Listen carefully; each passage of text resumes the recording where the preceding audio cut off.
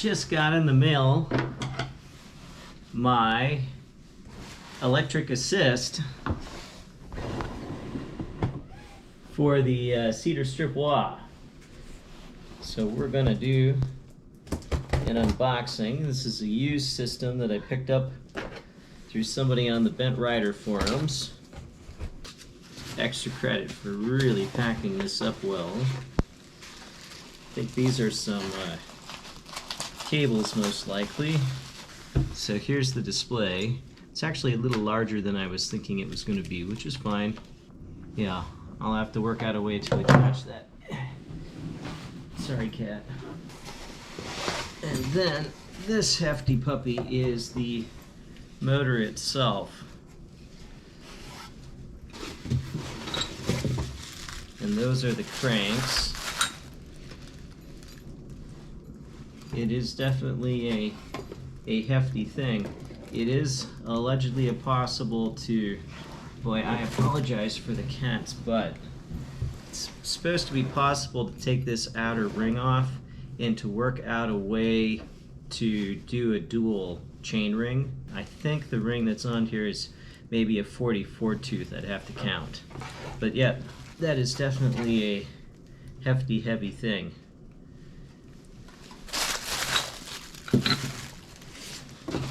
And that will definitely add some weight to the Velomobile, but it makes up for it, of course, with the assistance for acceleration and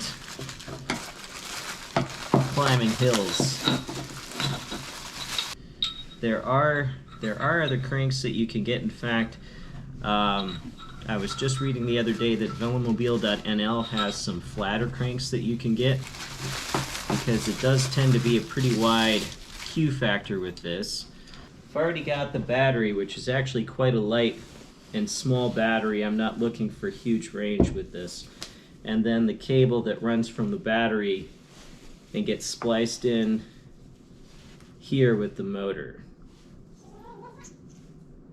So anyway, this will be the next project, is getting this installed. But first, I need to get the bridge in, I need to get the nose attached, and I need to get the handlebar, the tank steering handles, the supports for that built.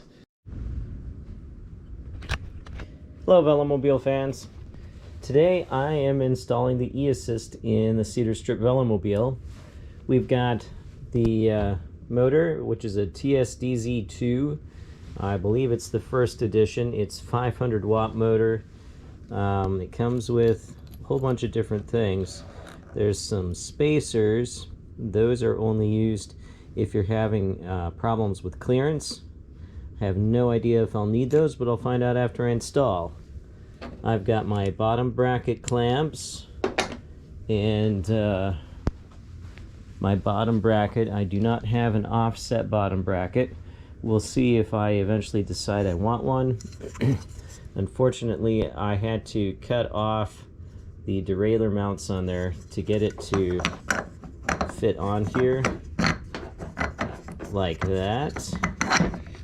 And the motor is going to end up being installed over top.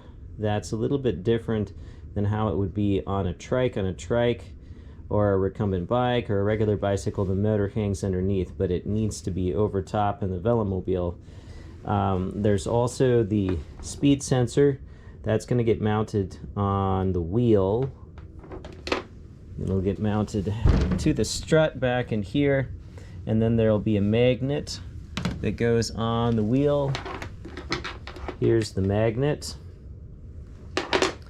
And this part is only used if you're using a bicycle, so I won't need that. There's then, of course, the control unit with a nice long cable. Let's see, this is the cable that goes to the speed sensor. That needs to get plugged in yet. And then this will be, I believe, maybe where that plugs. So I've got plenty of length on that. This is the main power cable. I believe that gets plugged into one of these ports on the back.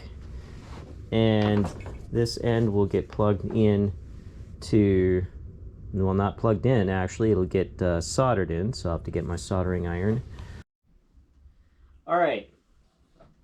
It's not the best angle for things, but we're going to start here, getting this mounted on.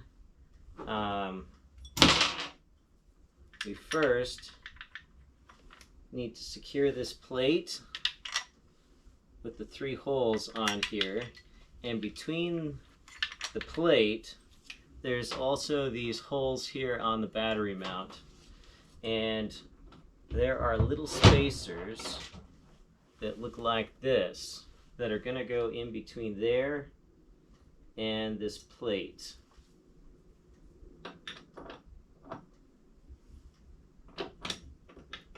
And then there are these little screws that are going to screw from that plate into the motor itself with a number 4 metric Allen key.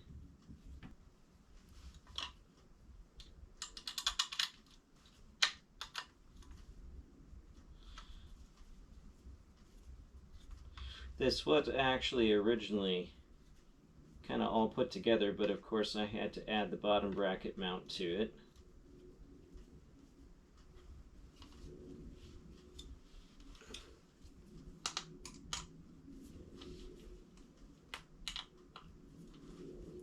Okay, then from there, there's this lock ring that's going to go on.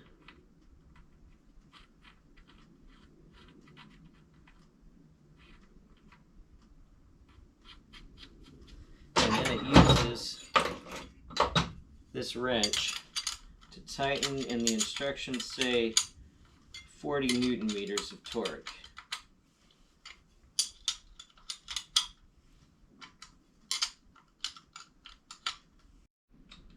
Alright, so I've got that ring on. The next thing is to put the crank arm on. The crank arms could pose a problem for me because these are 170 crank arms, and I've been running 155s. This would be a number 8 Allen key.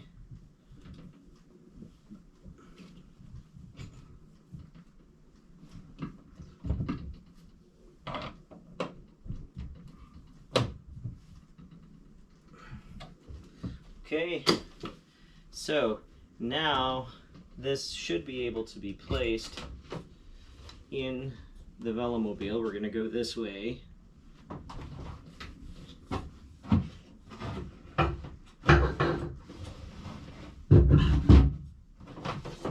The cables are going to have to run down underneath of things. But first, I'll show you what we're doing inside. Now, of course, this is not quite in the right spot yet, but the cables are going to have to run down underneath of here. There are 2 cable ends in here, and it's actually quite easy to figure out which one is which because they're different. So this one runs to the control panel, and then we'll get connected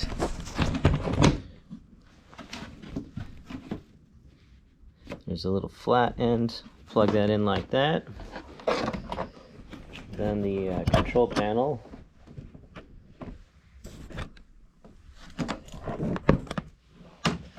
will get put up front.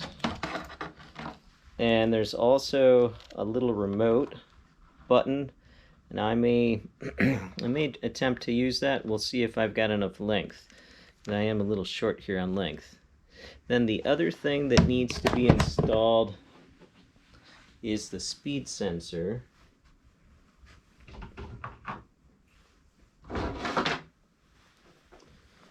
The cable for that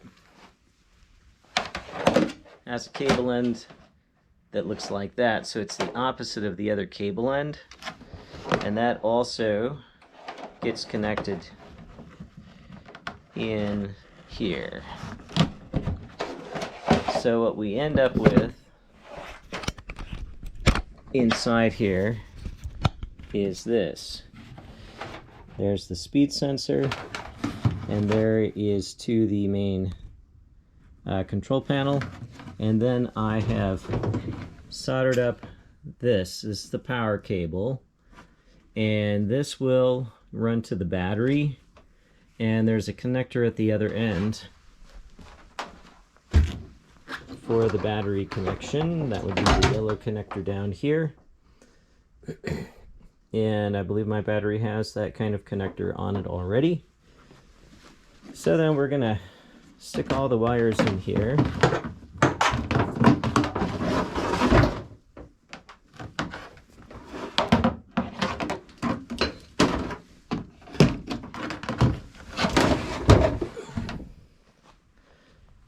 And then I'll just pull them through. Okay, I've got the speed sensor mounted. What I did, like I did with the brake cables, I ran the cable through the opening here for the steering rod, and then through here, and just ran it up to here. So I can get that out of the way a little bit. And then the magnet is mounted there on the wheel. The wheel pops on, and you've got pretty nice close tolerance here between the magnet and the sensor, and I can just adjust the sensor back and forth a little bit. Folks, this is the big moment. It's all hooked up. At least I sure think it is. Got it set up on my trainer. I still haven't tucked all of the wiring out of the way.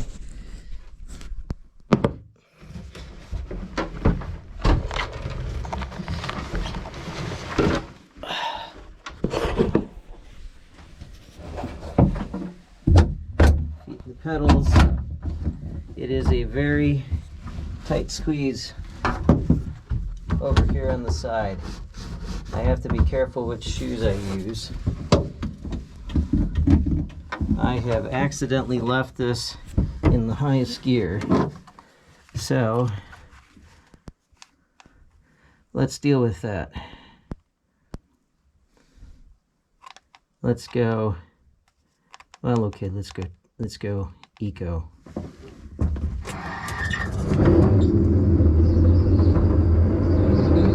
We are moving.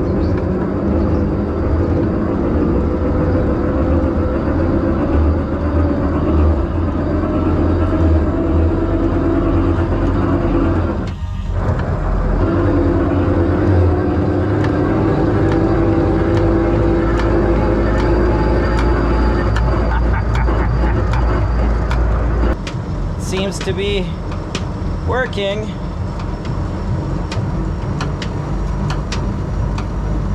I'm not seeing any issues with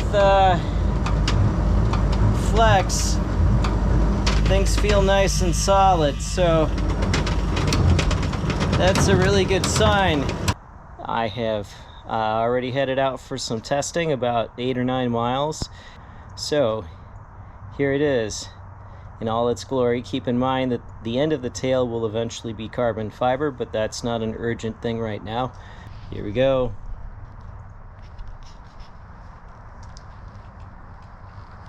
The reflective stuff is covering a spot where I pulled the sticker off that pulled the paint.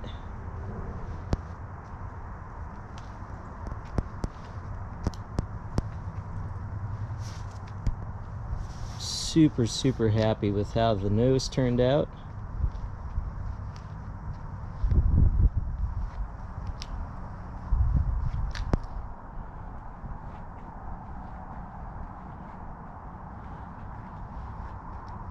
Eventually the mirror cones will also be carbon fiber, but again, that's not an urgent thing.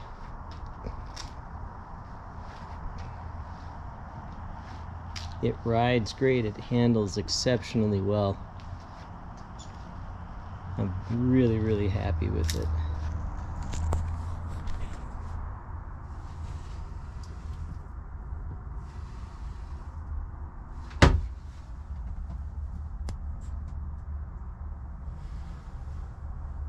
And that's it. It's done. And it is a work of art.